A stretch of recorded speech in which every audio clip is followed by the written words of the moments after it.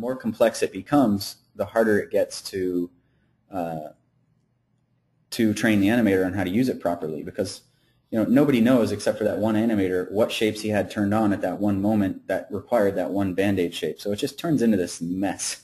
So that's why I don't personally like blend shape rigs all that much, because they're just too limiting. If you can build a rig like this that's essentially it is blend shape driven, but if the blend shape doesn't work for what they need, instead of needing a new blend shape, they just use the joint to make a tweak to it and fix it.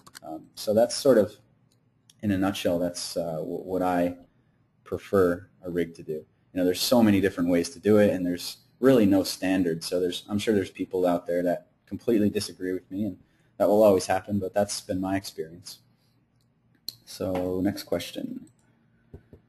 Do you think the building of Maya muscle model for the face will enhance the quality of the CG performance? Now, do you mean, Oleg, do you mean using actual Maya muscles or building the facial rig based off of facial muscles? Maya muscles. Okay, so Maya muscles they're great. I mean, they work really well. They're incredibly slow, most of the time. So, for example, if you were to set up an entire facial rig based on the FACS muscle system using Maya muscles, I can tell you flat out that all the animators here at Imagemetrics would want to kill you. They would hate it. And that's because it's going to be really slow.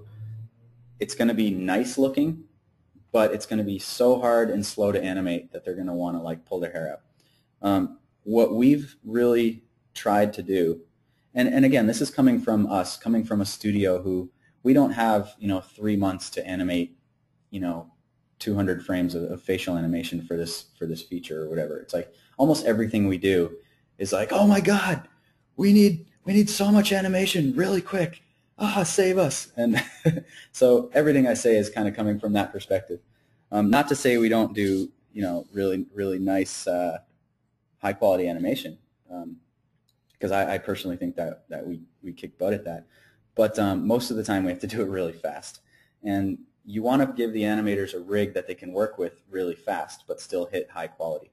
So to answer your question, muscle rigs are sweet and they work really well, and I'll be the first one to tell you that the way they look is extremely impressive, but the time it takes to animate them and to animate a rig properly that's built off of the FACS system and has all the right muscles and everything is way slower and way less intuitive for an animator. So we've moved completely away from that. Like 2-3 years ago, we had some SIGGRAPH demos where we were doing hyper-real facial stuff, and all of those rigs were built off of the FACS system. But that was when we had all the time in the world to make them and to animate them. We spent months and months making this rig perfect, and it was considered by many to be the first facial animation to surpass the uncanny valley and to actually look real. Some people hated it, but others, thought it was the first CG thing to ever actually look human. And that was, that's how I feel as well. But the fact was that it took a lot of time. It was extremely hard to animate, and it was just generally really difficult. And obviously, that's why it comes out good, because we were challenged and we had the time to spend. But the fact is, in a normal production, you don't have that kind of time or money to spend on that stuff yet. That's a key word, yet. As technology improves and the artists improve and that sort of thing, we'll have better chances to do that. But, in a full production where you've got to do 300 minutes of facial animation, I would not recommend a muscle rig. Just, and again, just my thoughts. Let's see.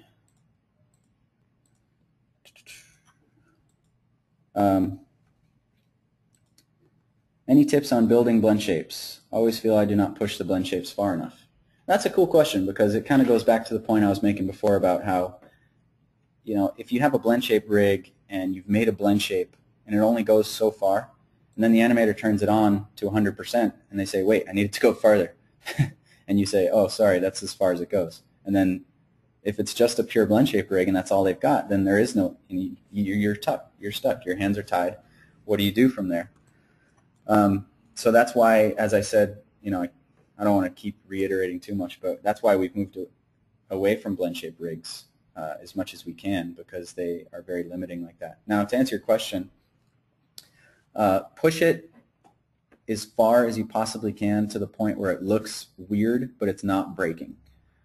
Now, what I mean by that is don't stop where it's anatomically done.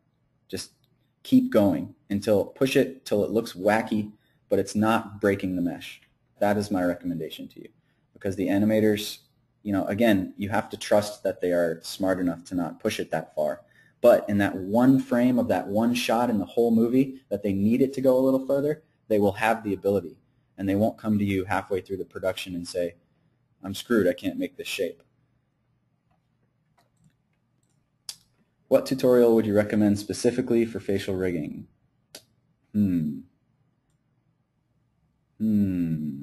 That's a good question. I don't have one in mind off the top of my head. But let me think about that one. I'll come back to you. Okay. What about a curve-based rig? Did you guys ever try that in your pipeline, and what do you think about it? Well, I think they're pretty awesome. I enjoy using them. I've yet to see a game engine that supported that type of rig. They may or may not exist, but I've never seen one. And usually, if you're on the other end of that, and you're not limited by a game engine or anything like that, and you're working on, say, a film or a commercial or something of that nature, then you have all the memory in the world, so people tend to want to go overboard and build like a super, amazing blend shape or a hybrid rig. So since curve-based rigs are kind of in the middle, I really have very little experience with them, to be honest with you. I've played around with the ones, some of the ones that my colleagues and friends have made, and they're amazing. And they're really fun to use. Some of them are extremely intuitive, how you can grab, the CVs and move certain parts of the face and that sort of stuff. But to be completely honest with you, we've never used one in production at Imagemetrics. So we've never tried to have to really put it in the pipeline.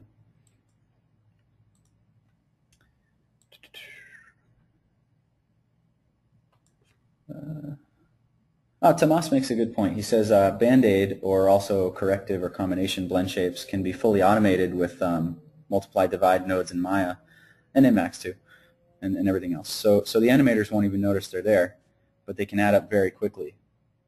Golem and Avatar creatures add hundreds, sometimes thousands of them.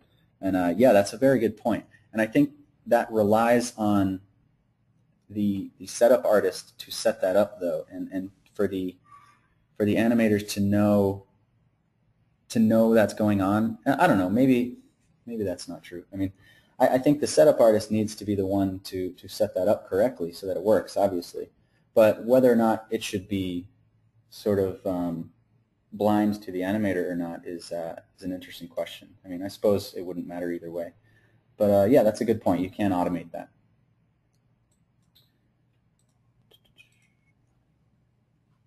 Let's see. Somebody had their hand up.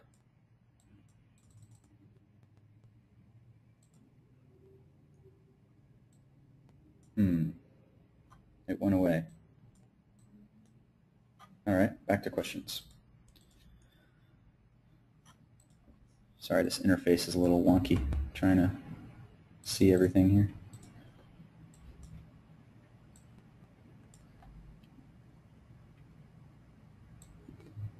Carlos says, I always think Ren and Stimpy when I'm doing blend shapes. That's a really good way to look at it, because you want to push those shapes further than you'd ever think anyone would actually animate them. And odds are they'll still max them out. And you'll be like, wow, that's I can't believe you did that. But that's usually how it goes. Tomas says, the Stop Staring book by Jason Osipa is good. Yeah, that's a really good book, actually. It's a great place to start if you've never done facial rigging, and it has a ton of good information. I think he has a second one, doesn't he? I haven't picked it up yet, but I think Stop Staring 2 came out like a year or two ago. Oh, it's at the 3rd edition. Yeah, see, I'm way behind. Well, the first one's great, and if there's 3 of them, I'm sure the second 2 are good too. What about art direction and bone-driven rigs? I'm not sure what you mean by that, Cesar. Go ahead and pop in another question to explain what you mean a little bit, or I can bring you up on the mic if that's better for you. Renato says, what about the eyes? Can you be a little more specific for... Oh, okay, he does. He says, do you guys have any interesting features, example, automate the rotation and the iris skinning displacement? Sometimes. It depends on the production. For, one basic thing you always want to have is what we call soft eyes. So you've got automated, lids following the direction of the eyes. As far as the dilation and that sort of thing of the pupil, we don't really automate that because it's so specialized that people are going to want to really have fine control over that. In my experience, and take this however you like, people don't want stuff to be automated, animators rather. At least our animation team, they're almost always asking for stuff to not be automated because it's just the human face, and most of the facial animation that we do is using Faceware, so it's based off of an actor's reference, and their task is to essentially make the rig do what the actor's doing. And they're always, people don't talk like robots. Every single shape they make on every frame in the video is different. They're never making the same shape. So automating things tends to get you in trouble because, or in that case it does, because people are really, they're getting stuck with presets again that they may or may not want. Now, like one thing we have on our eyelid controls here is we have this rotation multiplier. So we can kind of dictate how much the eyelid is following. But this isn't something that the animators would typically animate. It's something that we would set up that they'd be happy with before they start, and then everyone would roll with that same preset.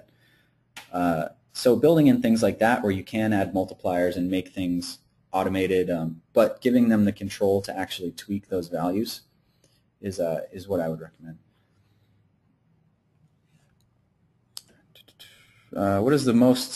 What is the best rig setup for Faceware? For Faceware, rigs tend to really like it when there's fewer controls and less things to do, because with less controls, you're less likely to have conflicting pose information when animating with Faceware. So the lesser channels you have, the more Faceware is going to like it. Now the flip side of that is that the animators will hate you because they won't be able to do anything with the rig. So you have to find a balance between not having a billion channels to animate and not over engineering it so they have too much. But Faceware works with any type of rig, really. I mean, it's gonna, we've had to do so many different projects over the years that we've really had to design it to be agnostic to rigs and really work with everything. So do you guys have any... Oh, I already got that one. So John says, since you said you're not good at modeling, how do you go about getting good blend shapes? I'm in the same boat. What I would do is delegate that to a modeler if I do have to make blend shapes, which I have the luxury of doing. I know not everybody does, but we have a couple of great modelers on staff who I can point to. And if there is a, if I do have to make... maybe I'm not working on a blend shape, but I'm working on a preset pose, I'll film a reference of myself. I'll take pictures from the front and the side, get different views, and really use that stuff to, to make sure the pose makes sense. Because a lot of times, too, something to keep in mind, which is sort of off topic, but another good rigging tip is that, this shape might look good at 1 when it's at 100%, but does it look good at 0.4? Or 0.8, and that's something that you don't always have control over, depending on the complexity of the shape. And you can make sort of shapes, that, sequential shapes to kind of go into that if you wanted to. But generally, you want to make sure that the pose works all throughout and not just at 100%.